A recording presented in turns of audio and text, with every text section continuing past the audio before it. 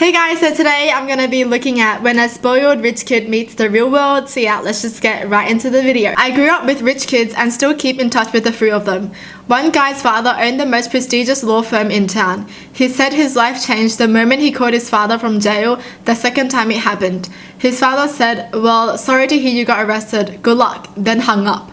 He said getting locked back into his cell was a singular moment that completely turned his life around.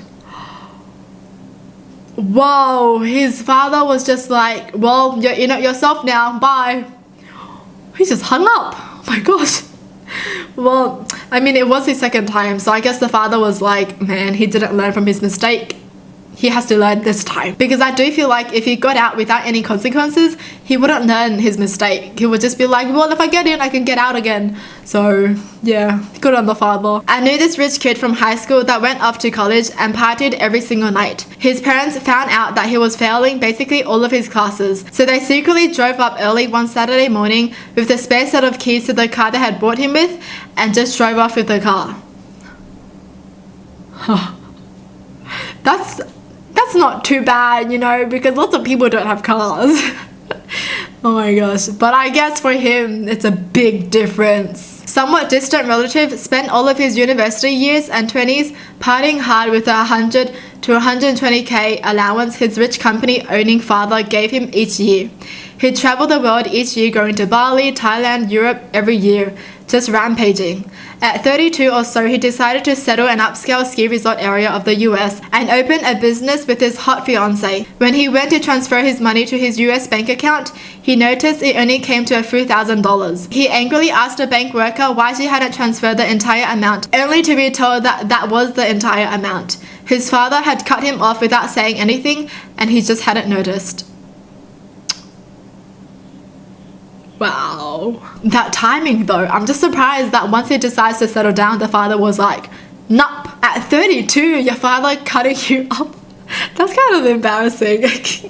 I had a roommate my freshman year of college that came from an incredibly rich oil family from the Middle East. I remember him having the hardest time adjusting to not having someone else prepare him food. I remember waking up one morning and going to the kitchen and seeing him try to eat eggs and toast he had just prepared himself. He asked me how I normally prepare fried eggs because his tasted really crunchy. Turns out he had just cracked the egg hole into the pan and prepared it shell and all. I couldn't stop laughing, but I felt really bad for the dude. I mean, at least he made an effort, right? At least he still made an effort. That's progress.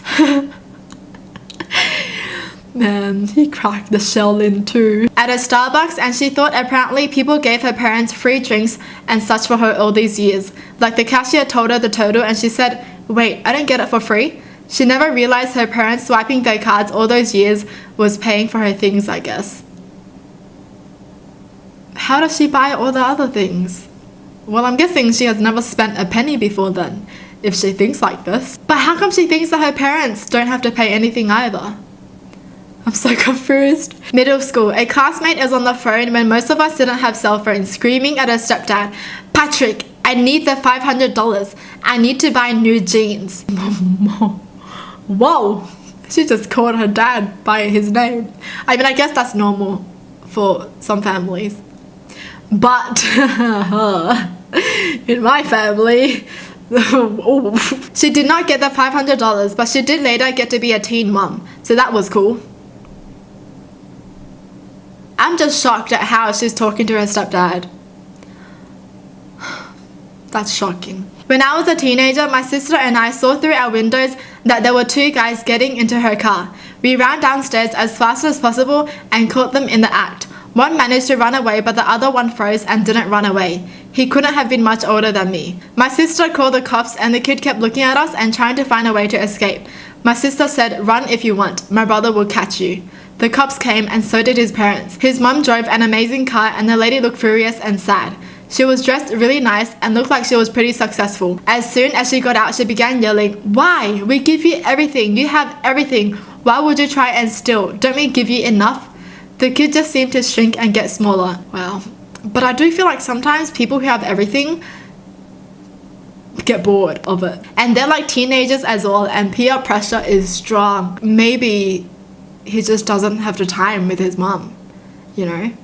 Because sometimes when you have everything you want, your parents are working so hard to give you everything that you want that you hardly spend any time with them. And sometimes that's what kids want. They want time with their parents. They don't want all this money and all these things their parents buy them. They just want to spend time. Maybe I'm thinking too deep into it. I don't know. Not that any of this is an excuse, but I guess I'm just trying to be understanding or something. Well, that's it for the video. Hope you guys enjoyed. Tell me in the comments down below what your thoughts are. And as always, thanks for watching. Hope you guys liked it, and I'll see you guys next time. Bye!